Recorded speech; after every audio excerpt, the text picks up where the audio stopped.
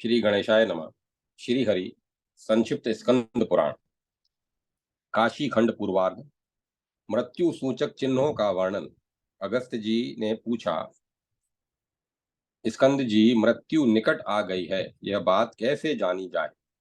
कार्तिकेय जी ने कहा, मुने, मृत्यु निकट आने पर जो चिन्ह प्रकट होते हैं उन्हें सुनो। जिसकी दाहिनी नासिका में एक दिन रात अखंड रूप से वायु चलती रहती है, उसकी आयु 3 वर्ष में समाप्त हो जाती है। और जिसका दक्षिण श्वास लगातार 2 दिन या 3 दिन तक निरंतर चलता रहता है, उसके जीवन की अवधि इस संसार में केवल 1 वर्ष की बताई जाती है। यदि दोनों नासिका छिद्र 10 दिन तक निरंतर उर्ध्व श्वास में के साथ चलते रहें तो मनुष्य 3 दिन तक जीवित रह सकता है। यदि श्वास वायु नासिका के दोनों छिद्रों को छोड़कर मुख से बहने लगे तो 2 दिन के पहले ही उसका यमलोक के मार्ग पर प्रस्थान हो जाएगा। यह सूचित कर देना चाहिए। जिस काल में मृत्यु अकस्मात निकट आ जाती है, मृत्यु के भय से डरने वाले पुरुष को उस काल का प्रयत्न पूर्वक विचार करना चाहिए। जब सूर्य सप्तम राशि पर हो और चंद्रमा जन्म नक्षत्र पर आ गए हों, तब यदि दाहिनी नासिका से श्वास चलने लगे तो उस समय सूर्य देवता से अधिष्ठित काल प्राप्त होता है। उस पर विशेष लक्ष्य रखना चाहिए। जो अकस्मात किसी काले पीले पुरुष को देखता है, फिर उसी क्षण उसके रूप को अदृश्य पाता है, वह केवल 2 वर्ष और जीवित रह सकता है। जिसके मल मूत्र और वीर्य अथवा मल मूत्र एवं छींक एक साथ ही गिरते हैं, उसकी केवल उसकी आयु केवल 1 वर्ष और शेष है, ऐसा मानना चाहिए। जो इंद्र नीलमणि के समान रंग वाले नागों के झुंड को आकाश में इधर उधर फैला हुआ देखता है, वह 6 महीने भी जीवित नहीं रहता। जिसकी मृत्यु निकट है, वह अरुंधति और ध्रुव को भी नहीं देख पाता। जो अकस्मात नीले पीले आदि रंगों को तथा कड़वे खट्टे आदि रसों को विपरीत रूप में देखने और अनुभव करने लगता है, वह 6 महीने में मृत्यु को भागी होता है। वीर्य, नख और नेत्रों का कोना, यह सब यदि नीले और काले रंग के हो जाएं तो मनुष्य छठे मास में यमपुरी की यात्रा करता है। भली भांति स्नान करने के बाद भी जिनका हृदय शीघ्र ही सूख जाता है तथा हाथ और पैर भी यह जल्दी ही सूख जाते हैं, उसका जीवन केवल 3 मास तक चलता है। जो मनुष्य जल, घी और दर्पण आदि में अपने प्रतिबिंब का मस्तक नहीं देखता, वह 1 मास तक जीवित रहता है। बुद्धि भ्रष्ट हो जाए, वाणी स्पष्ट न निकले, रात में इंद्रधनुष का दर्शन हो, 2 चंद्रमा और 2 सूर्य दिखाई दें, तो ये सब मृत्यु सूचक चिन्ह है। इन सब चिन्हों में से यदि एक चिन्ह को भी मनुष्य देखता है तो मृत्यु केवल 1 मास तक उसकी प्रतीक्षा करती है। हाथ से कान बंद कर लेने पर जब किसी प्रकार की आवाज न सुनाई दे तथा मोटा शरीर थोड़े ही दिनों में दुबला पतला शरीर मोटा हो जाए, तो 1 मास में मृत्यु हो जाती है। जिसे स्वप्न में भूत प्रेत पिशाच असुर कौवे कुत्ते गीध सियार गधे और सुअर इधर उधर ले जाते और खाते हैं, वह वर्ष के अंत में प्राण त्याग कर यमराज का दर्शन करता है। जो स्वप्न काल में गंध पुष्प और लाल वस्त्रों से अपने शरीर को विभूषित देखता है, वह उस दिन से केवल 8 मास तक जीवित रहता है। जो सपने में धूल की राशि जो सपने में धूल की राशि, विमोट दीमक का घर अथवा यूप दंड पर चढ़ता है, वह छठे महीने में मृत्यु को प्राप्त होता है। जो स्वप्न में अपने को तेल लगाए, मूड़ मुंडाए और गधे पर चढ़े दक्षिण दिशा की ओर ले जाए जाते हुए देखता है, अथवा अपने पूर्वजों को इस रूप में देखता है, उसकी मृत्यु 6 महीने में हो जाती है। जो मनुष्य स्वप्न में अपने मस्तक या शरीर पर तृण और सूखे काठ देखता है, वह छठे मास में जीवित नहीं रहता। जो स्वप्न में लोहे का डंडा और काला वस्त्र धारण करने वाले किसी काले रंग के पुरुष को अपने आगे खड़ा देखता है, वह 3 मास से अधिक नहीं जीवित रहता। स्वप्न में काले रंग की कुमारी कन्या जिस पुरुष को अपने बाहुपाश में कस ले, वह 1 ही महीने में यमपुरी का दर्शन करेगा। जो मनुष्य स्वप्न में वानर की सवारी पर चढ़कर पूर्व दिशा की ओर जाता है, वह 5 ही दिन में संयमनीपुरी को देखता है। यदि कृपण मनुष्य सहसा उदार हो जाए या उदार मनुष्य सहसा कृपण हो जाए, इस प्रकार यदि प्रकृति में सहसा विकार आ जाए, तो वह मनुष्य शीघ्र मृत्यु को प्राप्त होता है। ये तथा और भी बहुत से मृत्यु सूचक चिन्ह हैं, जिन्हें जानकर मनुष्य योग का अभ्यास करे अथवा काशीपुरी की शरण ले। मुने, मैं गर्भवास को रोकने वाले भगवान काशीपति शिव की शरण लेने के सिवाय दूसरा कोई ऐसा उपाय नहीं जानता, जो काल को भी वंचित करने में समर्थ हो। जिसने भगवान विश्वनाथ के निवास स्थान काशीपुरी को प्राप्त किया, उत्तर वाहिनी गंगा का जल पी लिया और श्री विश्वेश्वर लिंग का स्पर्श कर लिया, ऐसा कौन पुरुष वंदनीय नहीं होता। काल कुपित होकर काशी निवासी मनुष्यों का क्या बिगाड़ लेगा। जब तक बुढ़ापे का आक्रमण नहीं होता और जब तक इंद्रियां शिथिल नहीं हो जाती, तभी तक बुद्धिमान पुरुष समस्त तुच्छ प्रपंच का त्याग करके काशीपुरी की शरण ले। अगस्त्य जी, मृत्यु सूचक दूसरे चिन्ह तो दूर रहे, सबसे पहला लक्षण तो बुढ़ापा ही है।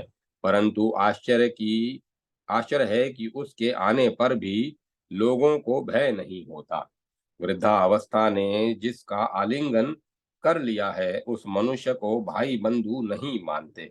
उसके पुत्र भी उसकी आज्ञा का पालन नहीं करते और पत्नी भी उससे प्रेम करना छोड़ देती है। काशी में निवास करने से जिस प्रकार काल को शीघ्रता पूर्वक जीत लिया जाता है, उस प्रकार उस काल को तपस्या और योग की युक्तियों द्वारा नहीं जीता जा सकता। ओम नमः शिवाय। ओम नमः शिवाय। महाराज, देवोदास के धर्म पूर्ण राज्य का वर्णन। अगस्त्य जी ने पूछा, भगवान भगवान शंकर ने राजा देवोदास से किस प्रकार काशीपुरी का परित्याग करवाया। कार्तिकेय जी बोले, गिरिराज, मंद की तपस्या से संतुष्ट हुए भगवान शिव ब्रह्मा जी के वचनों के गौरव से मंद्राचल को चले गए। उनके चले जाने पर उन्हीं के साथ संपूर्ण देवता भी वहीं चले गए। भगवान विष्णु भी भूमंडल के वैष्णव तीर्थों का परित्याग करके जहाँ देवादिदेव उमानाथ भगवान शिव विराजमान थे, उसी मंद्राचल पर चले गए।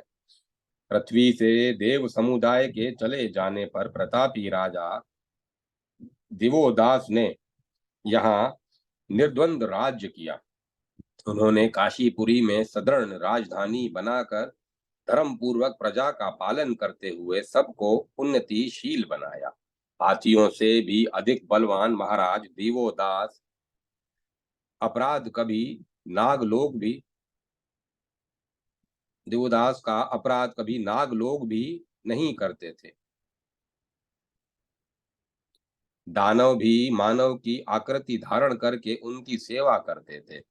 गृहक लोग सब और मनुष्यों में राजा के गुप्तचर बनकर रहते थे। उनके सभा भवन के आंगन में बैठे हुए विद्वानों एवं मंत्रियों को किसी ने कभी शास्त्रों द्वारा पराजित नहीं किया तथा रणांगण में डटे हुए उनके योद्धाओं को कभी किसी ने अस्त्र शस्त्रों द्वारा परास्त नहीं किया। उनके राज्य में कभी ऐसे लोग नहीं गए देखे गए जो पदभ्रष्ट तथा दूसरों के द्वेष भाजन हो। उस समय सब प्रजा अपने अपने पद पर प्रतिष्ठित एवं सुखी थी।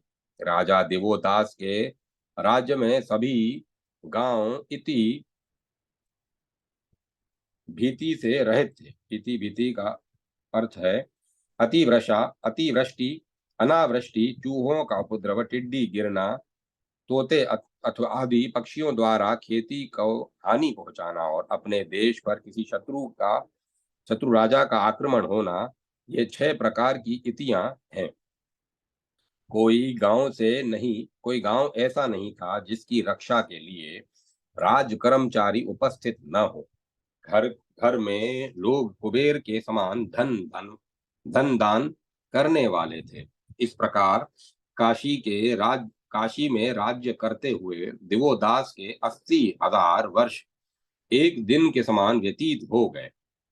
अपने औरस पुत्रों की भांति प्रजा का पालन करते रहने वाले राजा निरुपुंज दिवोदास के द्वारा थोड़े से भी अधर्म का संग्रह नहीं हुआ। वे राजनीति संबंधी 6 गुणों के ज्ञाता थे। 6 गुण ये कहे जाते हैं: संधि, विग्रह, यान, आसन, द्वेदी भाव और समाश्रय। ये 6 गुण हैं। इनमें अवसर और आवश्यकता के अनुसार शत्रु से मेल करना या रखना संधि, उससे लड़ाई छेड़ना विग्रह, स्वयं आक्रमण करना यान, योग्य समय की प्रतीक्षा में बैठे रहना आसन, दुरंगी नीति बरतना द्वेदी भाव और अपने से बलवान राजा की शरण लेना समाश्रय कहलाता है। उनका चित्त अपनी त्रिविध शक्ति ये कहलाती हैं: प्रभु शक्ति, उत्साह शक्ति और मंत्र शक्ति। ये 3 प्रकार की शक्तियां हैं। कोश और दंड आदि के संबंध की शक्ति प्रभु शक्ति, संधि विग्रह आदि के संबंध शक्ति मंत्र शक्ति और पराक्रम प्रकट करने तथा विजय प्राप्त करने की शक्ति उत्साह शक्ति कहलाती है। त्रिविध शक्तियों से सदा उत्साहित रहता था। वे नीति निपुण पुरुषों के समस्त उपायों का ज्ञान रखने वाले थे। इसीलिए उनके छिद्रों दोषों को देवता भी नहीं जानते थे। दिवोदास के राष्ट्रमंडल में सभी पुरुष एक पत्नी व्रती थे। स्त्रियों में कोई भी ऐसी नहीं थी जो पतिव्रता न हो। एक भी ब्राह्मण ऐसा नहीं था जिसने वेद शास्त्रों का अध्ययन न किया हो। कोई भी क्षत्रिय ऐसा न था जो शूरवीर न हो। एक भी वैश्य ऐसा नहीं दिखाई देता था जो अर्थोपार्जन के कर्म में कुशल न हो। शूद्र अन्य अन्य भाव से द्विजातियों की सेवा में लगे रहते थे। उनके राज्य में अखंड ब्रह्मचर्य व्रत का पालन करने वाले ब्रह्मचारी थे, जो सदा गुरुकुल के अधीन रहकर वेद विद्या के अध्ययन में तत्पर थे। ग्रस्त लोग अतिथि सत्कार रूपी धर्म में कुशल, धर्म शास्त्रों में धर्म शास्त्रों के मर्मज्ञ तथा सर्वदा शुभ आचरणों में संलग्न रहने वाले थे। तीसरे आश्रम को स्वीकार करने वाले वानप्रस्थी वन में उपलब्ध होने वाली जीविका के प्रति ही आदर रखते थे। ग्रामीण वार्ताओं के प्रति उनके मन में कोई उत्सुकता न थी और वे वैदिक मार्ग में चलने वाले थे। उनके राज्य में रहने वाले सन्यासी सब प्रकार की आसक्तियों से रहित, जीवन मुक्त, संग्रह शून्य, मन वाणी और कर्म रूपी दंड से युक्त तथा सर्वथा निष्प्रह थे। दूसरे अनुलोम अनुलोम का अर्थ है उच्च वर्ण के लोग और नीच वर्ण की स्त्री से उत्पन्न होने हुआ मनुष्य अनुलोम कहा जाता है। और विलोम विलोम का अर्थ है नीच वर्ण के पुरुष और उच्च वर्ण की स्त्री से उत्पन्न हुआ मनुष्य विलोम कहा जाता है। दूसरे अनुलोम और विलोम कर्म से उत्पन्न होने वाले मनुष्यों से भी अपने पूर्व परंपरा से प्रचलित धर्म मार्ग किंचन मात्र भी परित्याग नहीं किया था। राजा देवोदास के राज्य में कोई भी संतानहीन, निर्धन, वृद्धियों की सेवा न करने वाला तथा अकाल मृत्यु से मरने वाला नहीं था। चंचल, वाचाल, वंचक, हिंसक, पाखंडी, भांड, रंडुए और मदिरा बेचने वाले भी नहीं थे। सर्वत्र मंत्रों का घोष सुनाई देता था। पद पद पर राष्ट्र चर्चा सुनाई देती थी। सब और शुभ वार्तालाप होते और आनंद से मंगल गीत गाए जाते थे। मांस भक्षी, ऋण लेने वाले और चोर भी उनके राज्य में नहीं थे। पुत्र पिता के चरणों की पूजा, देवाराधना, उपवास, व्रत, तीर्थ और देवोपासना को परम धर्म समझकर करते थे। नारियां अपने पति के चरणों की पूजा, उनके वचनों को सुनने और स्वामी की आज्ञा का पालन करना अपना श्रेष्ठ धर्म समझती थी। सब लोग अपने बड़े भाई की सदा पूजा करते थे। सेवक प्रसन्नता पूर्वक अपने स्वामी के चरण कमलों की पूजा करते थे। छोटी जाति के लोग ऊंची जाति के लोगों के गुण और गौरव की प्रशंसा करते थे। काशीपुरी के रहने वाले सब मनुष्य तीनों समय वहां के देवताओं की बार बार सेवा पूजा करते थे। सब विद्वान सब स्थानों पर अपनी मनोवांछित वस्तु पाकर सम्मानित होते थे। विद्वान लोग तपस्वी महात्माओं की, तपस्वी महात्मा जितेंद्रिय पुरुषों की, जितेंद्रिय महापुरुष ज्ञानियों की और ज्ञानी लोग शिव योगियों की पूजा करते थे। ब्राह्मणों के मुख रूपी अग्नि में दिन रात विधि पूर्वक उत्तम रूप से तैयार की हुई मंत्रपूत एवं बहुमूल्य हवि का हवन किया जाता था। देवोदास के राज्य में जहां तहां सब और पग पग पर शुद्ध द्रव्य राशि के द्वारा बावली, कुआ और पोखरा खुदवाने वाले तथा बगीचे लगवाने वाले धर्मात्मा पुरुष बहुत बड़ी संख्या में थे। वहां सब जाति के लोग अनिग उत्तम सेवा कार्य से संपन्न हो पुष्ट पुष्ट दिखाई देते थे। इस प्रकार सर्वत्र शुद्ध एवं पवित्र बर्ताव करने वाले उस भोपाल के छिद्र ढूंढने के लिए देवताओं ने बहुत चेष्टा की, किंतु उन्हें थोड़ा सा भी छिद्र नहीं प्राप्त हो सका। ओम नमः शिवाय। हर हर महादेव। भगवान शिव के आदेश से सूर्य का काशी में गमन और निवास तथा लोलार्क तीर्थ का महात्म्य। स्कंद जी कहते हैं, अगस्त्य, इंद्र आदि देवताओं ने देवोदास के राज्य शासन को असफल बनाने के लिए अनेक प्रकार के विघ्न उपस्थित किए, किंतु धर्मात्मा राजा देवोदास ने अपने तपोबल से उन सब विघ्नों पर विजय पाई। तदंतर मंदराचल से महादेव जी ने 64 योगिनियों को राजा का छिद्र देखने के लिए काशी में भेजा।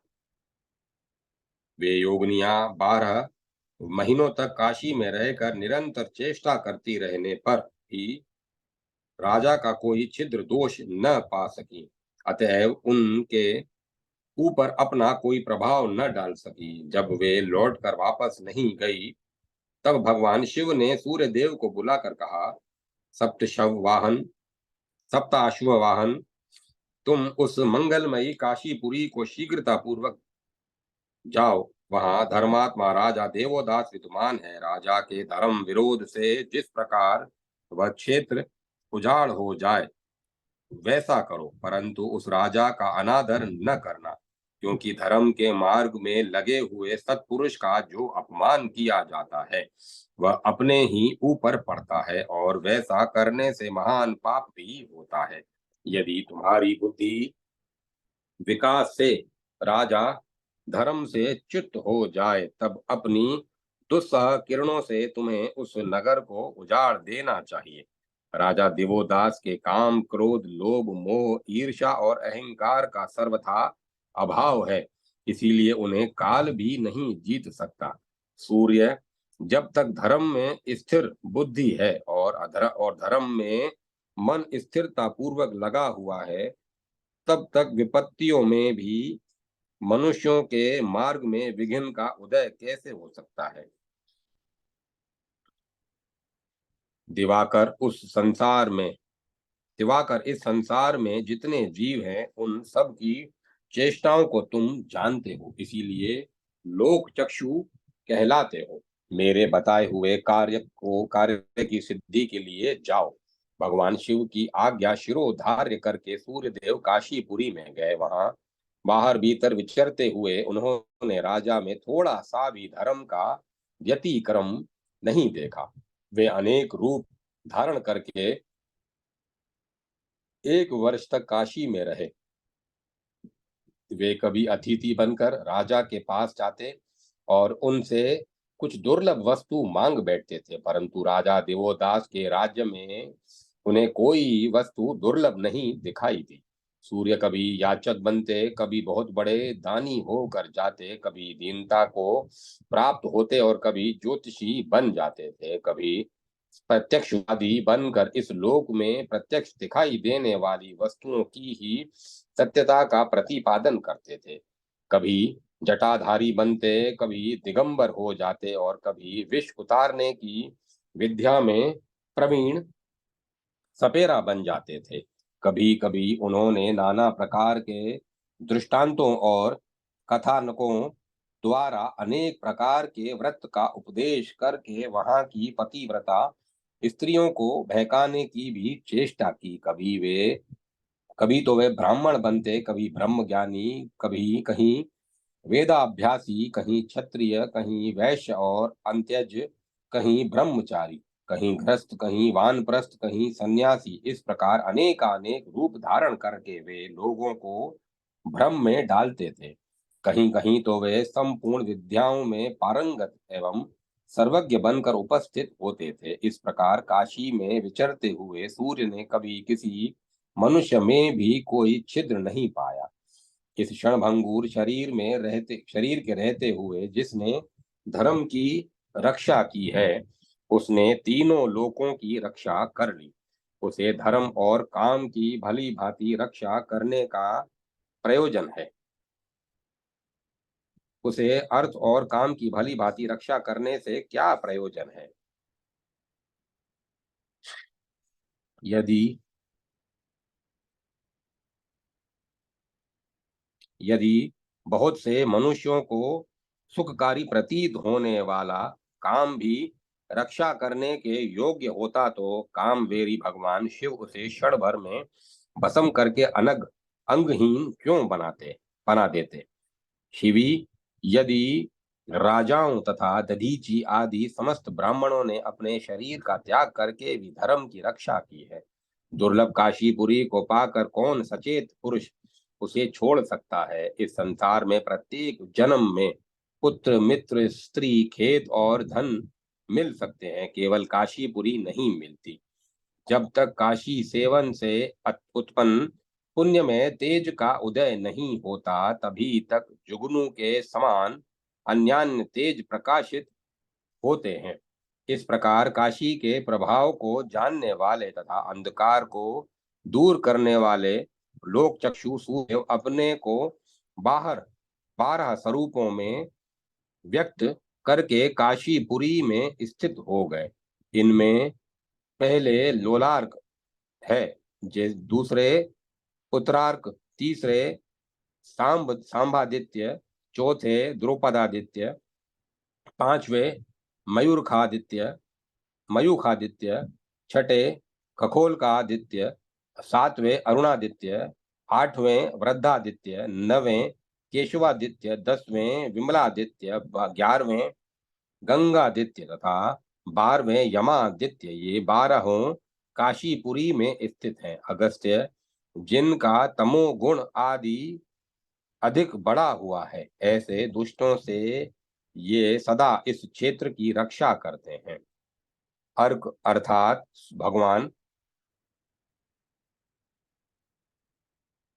भगवान सूर्य का मन काशी के दर्शन के लिए लोल चंचल हो उठा था, इसीलिए काशी में उनकी लोलार्क नाम से ख्याति हुई।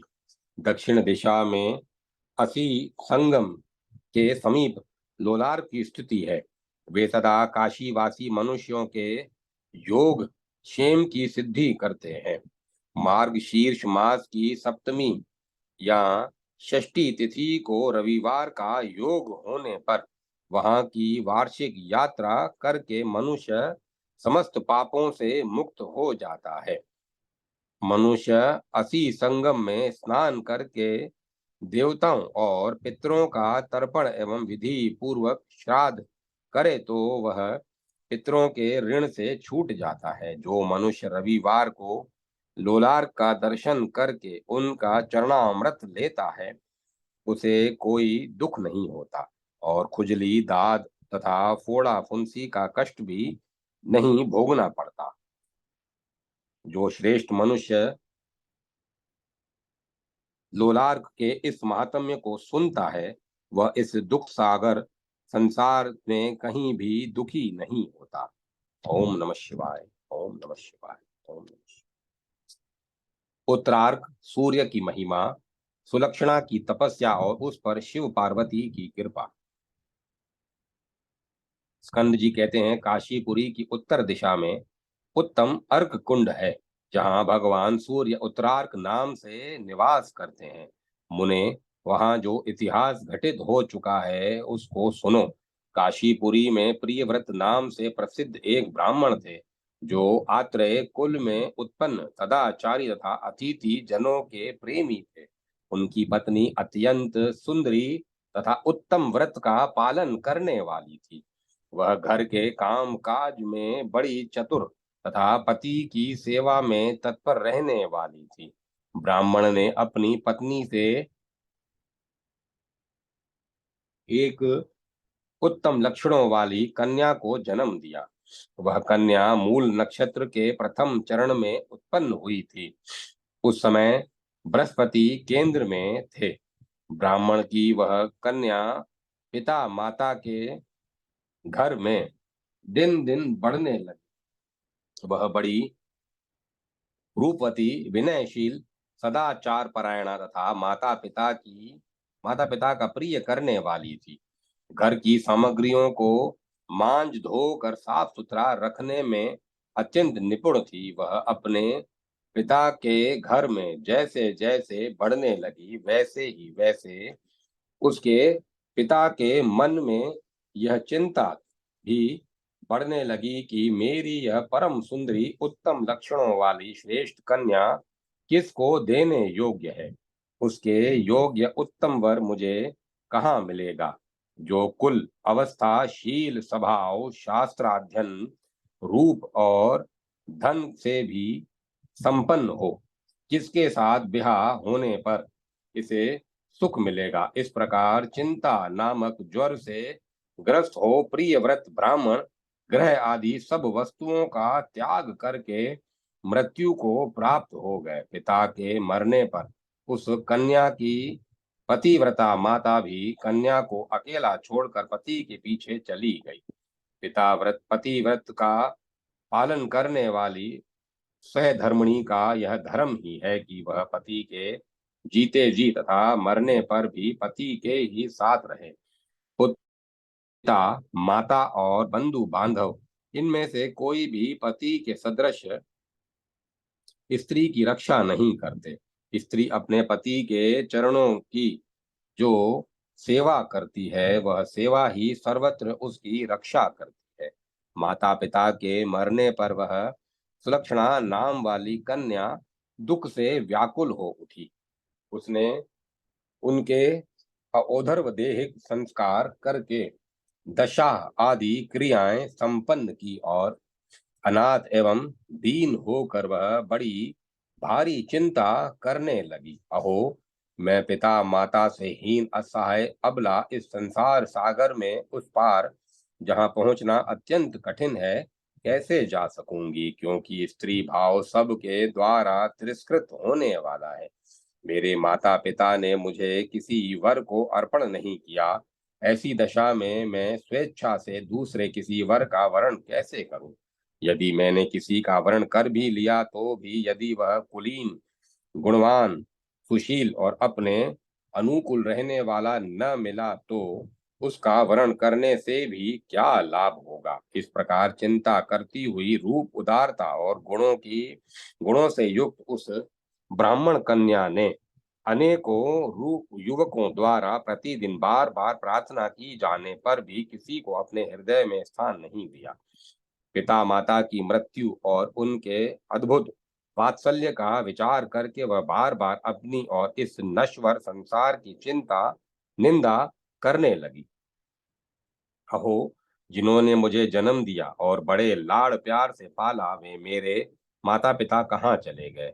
देहधारी जीव की इस अनित्यता को धिक्कार है। जैसे मेरे ही आगे मेरे माता पिता का शरीर चला गया, उसी प्रकार मेरा भी शरीर चला जाएगा। ऐसा विचार करके उस बालिका ने अपने मन और इंद्रियों को काबू में किया और स्थिर चित्त हो दृढ़ता पूर्वक ब्रह्मचर्य का पालन करती हुई वह पुत्रार्क देव के समीप कठोर तपस्या करने लगी। उसकी तपस्या के समय प्रतिदिन एक छोटी सी बकरी उसके आगे आकर अविचल भाव से खड़ी हो जाती। फिर संध्या के समय वह कुछ घास और पत्ते आदि चरकर और उत्तरार्क कुंड का जल पीकर अपने स्वामी के घर को लौट जाती थी। इस प्रकार 5-6 वर्ष व्यतीत होने पर एक दिन भगवान शिव पार्वती देवी के साथ लीला पूर्वक विचरते हुए वहां आए। उत्तरार्क देव के समीप तपस्या करती हुई सुलक्षणा को उन्होंने ठूंठ पेड़ की भांति अविचल और तपस्या से अत्यंत दुर्बल देखा। तब दयामयी पार्वती देवी ने भगवान शंकर से निवेदन किया, देव, यह सुंदरी कन्या बंधु बांधवों से हीन है, इसे वर देकर अनुग्रहित कीजिए। पार्वती जी का यह वचन सुनकर दया सागर भगवान शिव ने नेत्र बंद कर समाधि में स्थित हुई उस कन्या से वर देने के लिए उदत होकर बोले, उत्तम व्रत का पालन करने वाली सुलक्षणे, मैं तुम पर बहुत ही बहुत प्रसन्न हूँ। तुम कोई वर मांगो। महादेव जी की यह अमृत वर्षणी वाणी सुनकर सुलक्षणा ने जब नेत्र खोले तब देखा सामने वरदान देने के लिए उदत्त भगवान त्रिलोचन खड़े हैं और उनके वामांग भाग में देवी उमा विराजमान है। उन दोनों का दर्शन करके सुलक्षणा ने हाथ जोड़कर प्रणाम किया। इतने में ही उसे अपने आगे खड़ी हुई वह बकरी दिखाई दी। तब वह सोचने लगी, इस जीव लोक में अपना स्वार्थ सिद्ध करने के लिए कौन मनुष्य जीवन नहीं धारण करता है, परंतु जो परोपकार के लिए जीवन धारण करता है उसी का जीवन धारण सफल है। मन ही मन ऐसा विचार कर उसने भगवान शिव से कहा, कृपा निधान, यदि आप मुझे वर देना उचित समझते हैं तो पहले इस बेचारी बकरी पर अनुग्रह कीजिए। सुलक्षणा की यह परोपकार से सुशोभित वाणी सुनकर शरणागतों की पीड़ा दूर करने वाले भगवान शंकर बहुत प्रसन्न हुए और पार्वती जी से इस प्रकार बोले, गिरिराज नंदिनी, देखो, साधु पुरुषों की ऐसी ही परोपकार युक्त बुद्धि है होती है। संपूर्ण लोकों में वे ही धन्य हैं और वे ही संपूर्ण धर्मों के आश्रय हैं, जो सर्वथा परोपकार के लिए यत्न करते हैं। सब वस्तुओं का संग्रह भी कहीं दीर्घ काल तक नहीं ठहरता। एकमात्र परोपकार ही चिर स्थायी होता है। यह सुलक्षणा परम धन्य और अनुग्रह करने योग्य है। देवी, तुम ही बताओ, इस सुलक्षणा को और इस बकरी को भी कौन सा वरदान देना चाहिए। पार्वती देवी ने कहा, भगवन, यह शुभ आचरणों वाली सुलक्षणा कल्याण के लिए उद्योग करने वाली है। यह मेरी सखी होकर रहे। यह बाल ब्रह्मचारिणी है। इससे मुझे अत्यंत प्रिय होगी। मेरी इच्छा है कि यह दिव्य शरीर धारण करके सदैव मेरे समीप निवास करे। यह बकरी भी यहीं काशी नरेश की कन्या होवे और काशी में उत्तम भोगों का उपभोग करके अंत में परम मोक्ष को प्राप्त हो। इसने शीत से भयभीत न होकर पोष मास में के रविवार को सूर्य उदय से पहले इस कुंड में स्नान किया है। इसीलिए इस अर्क कुंड का नाम आज से बकरी कुंड हो जाए। यहाँ सब मनुष्यों के द्वारा इस बकरी की प्रतिमा पूजनीय होगी। काशी तीर्थ के फल की इच्छा रखने वाले मनुष्यों को पोष मास के रविवार के दिन उत्तरार्क देव की वार्षिक यात्रा करनी चाहिए। इस प्रकार पार्वती जी के कहे हुए सब वचन को सिद्ध करके सर्वव्यापी भगवान विश्वनाथ ने अपने मंदिर में प्रवेश किया। ओम नमः शिवाय, ओम नमः शिवाय, ओम नमः शिवाय, ओम नमः शिवाय। ओम तत्सत, ओम तत्सत, ओम तत्सत। अब कथा को विराम देते हैं।